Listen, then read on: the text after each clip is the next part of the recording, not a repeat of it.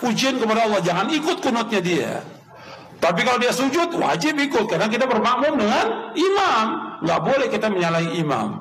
Tapi ketika dia berbuat bid'ah, nggak boleh kita ikut bid'ahnya. Jelas? Dalilnya mana? Dalil.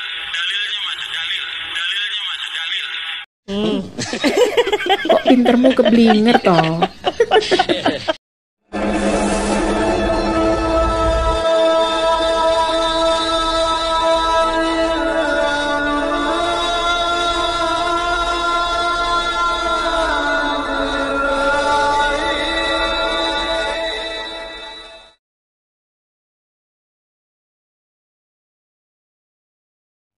Assalamualaikum warahmatullahi wabarakatuh. Bismillahirrahmanirrahim. Alhamdulillahirabbil alamin. Nahmaduhu wa nasta'inuhu wa nastaghfiruh wa na'udzu billahi min syururi anfusina wa min sayyiati a'malina. May yahdihillahu fala mudilla lahu wa may yudlil fala hadiyalah. Assalatu wassalamu ala Rasulillah wa ala alihi wa sahbihi wa man tabi'ahu wa mawala, amma ba'du. Para pemirsa TV yang dirahmati oleh Allah, di kesempatan kali ini kita jumpa lagi. Mudah-mudahan kita senantiasa mendapatkan lindungan dan rahmat dari Allah, juga mendapatkan taufik dan hidayahnya. Amin ya rabbal alamin. Pujian kepada Allah, jangan ikut kunutnya dia. Tapi kalau dia sujud, wajib ikut, karena kita bermakmum dengan imam. Nggak boleh kita menyalahi imam. Tapi ketika dia berbuat bid'ah, nggak boleh kita ikut bid'ahnya. Jelas?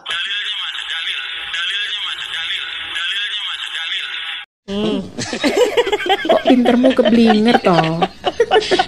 Ini aneh, bid'ah itu kan sesat. Tapi fatwanya keluar, ya kalau dia kunut, jangan kunut, antum diam saja. Anda diam saja, mengambil makna kunut itu bid'ah. Kalau bid'ah sudah jelas sesat. Kullu bid'atin dhalalah, berarti Anda bermakmum di belakang orang sesat. Tapi yang paling aneh, Anda katakan itu orang sesat, tapi Anda katakan boleh sholat di belakang dia. Itu kan lucu menurut saya. Tidak ada kaidah dalam fikih seperti itu. Yang satu salah persepsi menyebut orang ini sesat. Yang kedua boleh sholat di belakang orang sesat, tapi saat sesatnya jangan diikutin. Itu kan aneh itu. Ya. Dan yang paling lebih lucu lagi, Anda menyalahi kaidah sholat. Kata Nabi itu kan innama ju'ilal imamu liyutamma bihi. Dijadikan imam untuk diikuti. Imam ruku, Anda ruku. Imam sujud, Anda sujud. Jangan imam ruku, Anda sujud. Salah. Imam kunut, Anda ikut kunut di belakang karena imamnya kunut. Kunut imam beda dengan makmum. Dalam hal lafadznya, imam mengatakan Allahumma hdina fiman hadait, Anda katakan amin. Dia mengatakan doanya, Anda mengaminkannya. Beliau berkunut, Anda mengaminkan kunutnya. Masalah Anda mengangkat tangan atau tidak itu perbedaan lain. Tapi Anda ikuti, jangan sampai imam kunut Anda tidak. Allahumma hdina fiman hadait, bid'ah. Wa afina fiman hadait, dalalah.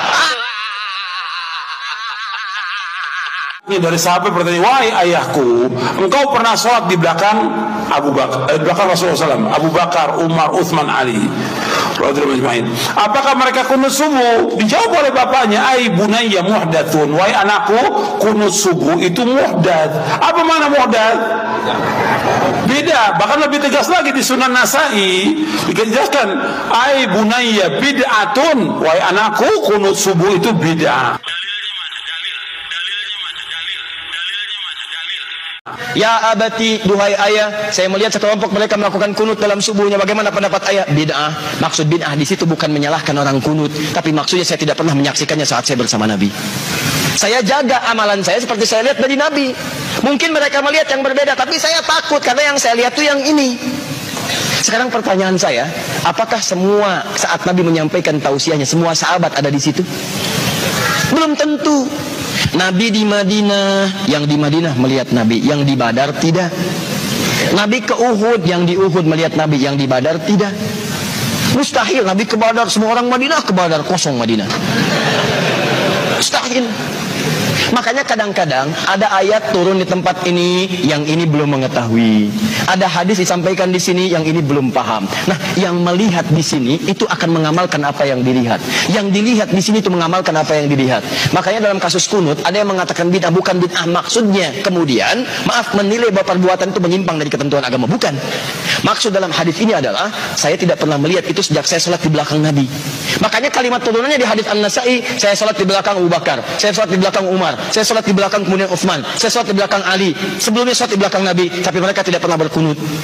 Karena engkau sholat di belakang mereka semua itu saat mereka tidak kunut. Tapi tahukah anda saat mereka sholat di tempat lain ada orang yang bermakmum di belakangnya mereka kunut? Itu masalahnya. Ini disimpulkan oleh para ulama. Apa anda mau mengatakan Imam Syafi'i bid'ah?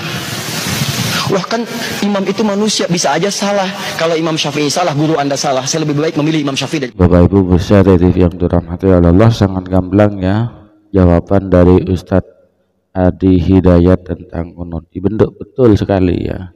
Jadi sahabat itu dalam beribadah itu masalah ini itu beda-beda, karena memang tidak selalu kumpul dengan Nabi ya. Nabi di Mekah ya, sehingga Nabi bersabda begini-begini, yang di Mekah mengetahui, yang di Madinah tidak tahu, hanya pun beda-beda. Dan kunut subuh ini ya, hadisnya bukan hanya itu, ini masih ada hadis sahih yang perlu kita perhitungkan. Jangan pas dengan satu hadis kita hukumi bid'ah ya. Masih ada hadis lain yang perlu kita telaah. Di sini akan saya ambilkan dari beberapa hadis yang tidak banyak, mungkin satu atau sampai 3 hadis ya tentang kunut subuh ini. Ambilkan dari kitab Sahih Muslim ya. An Muhammadin qala qultu li Anasin. Nah, sahabat Anas ini yang paling sering berkumpul dengan Rasulullah. Beliau adalah khadim Rasulullah. Sejak kecil beliau itu sudah oleh ibunya dititipkan kepada Rasulullah, sehingga beliau banyak meriwayatkan hadis. Beliau Muhammad ini bertanya kepada sahabat Anas, hal qanata Rasulullah sallallahu alaihi wasallam, apakah Rasulullah sallallahu alaihi wasallam itu membaca kunut di sholati subhi, di dalam kunut subuh. Dan ini Anas yang mengetahui. Qala, sahabat Anas menjawab, na'am, ya, beliau kunut ba'dar ruku'i, setelah ruku' yasiron, sebentar. Artinya setelah ruku' langsung Rasulullah itu kunut. Rawahu Muslim, hadis ini diriwayatkan oleh Imam Muslim. Dan ini hadis sahih, ini hadis sahih. Di kesempatan yang lain oleh Yazid Jawas dibilang dhaif ya. Berani-beraninya ulama yang ahli hadis mengatakan sahih, sementara ulama yang tidak jelas, ustadz yang tidak jelas, ustadz zaman sekarang sok lebih pinter dari ulama hadis. Hadis yang dari sahabat Anas ini dikatakan dhaif. Ini Musnad Ahmad bin Hambal. Dalam kitab Musnad Ahmad bin Hambal, Ahmad bin Hambal ini adalah salah satu dari 4 mazhab. An Anas bin Malik, dari Anas bin Malik lagi ya, sama jalurnya. Qala, berkata siapa Anas, mazala Rasulullah sallallahu alaihi wasallam yaqnatu fil qabri. Rasulullah itu berkunut fil fajr, di dalam sholat subuh, hatta faraqat dunya, sampai beliau itu meninggalkan dunia, artinya sampai beliau itu wafat. Rawahu Ahmadu, diriwayatkan oleh Imam Ahmad wa Daruqutni dan Imam Ad-Daruqutni. Ini hadis sahih. Ini dalam kitab Al-Majmu' Syarah Muhadzab juz 3 halaman 504 ya. Ini juga dalam kitab Majmu'nya Imam Nawawi, yaitu juz 1 halaman 504.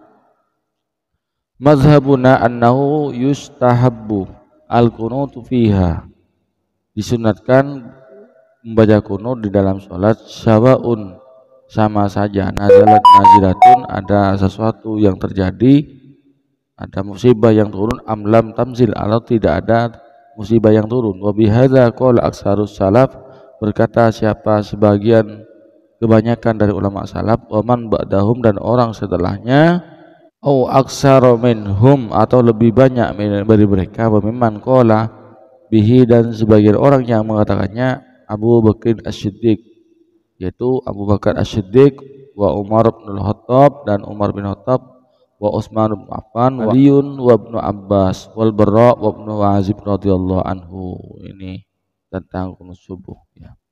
Saya kira dalil ini sudah cukup ya. Dan ulama kita, ulama Ahlussunnah wal Jamaah, ulama mazhab itu tidak sembarangan. Tidak dengan satu hadis kemudian diputuskan kunut subuh itu bid'ah, tidak. tapi ditelaah hukumnya kemudian mencetuskan sebuah hukum. Tidak seperti Wahabi serampangan, pokoknya tahu hadis satu kemudian bunyi sudah ngoceh sudah kemana-mana ya. Ini bid'ah ya, tidak punya dasar hukum yang kuat. Dengan satu hadis sudah berani mengeluarkan sebuah hukum, dan itu sangat tidak tepat ya. Bapak Ibu pemirsa TV yang dirahmati Allah, mudah-mudahan konten yang saya bawakan pada kesempatan kali ini bermanfaat, dapat mengedukasi masyarakat, menjadi tambahan wawasan dan ilmu bagi kita bersama, dan mudah-mudahan saudara kita Salafi Wahabi oleh Allah diberi hidayah, disadarkan dan dikembalikan kepada jalan yang benar. Amin ya rabbal alamin.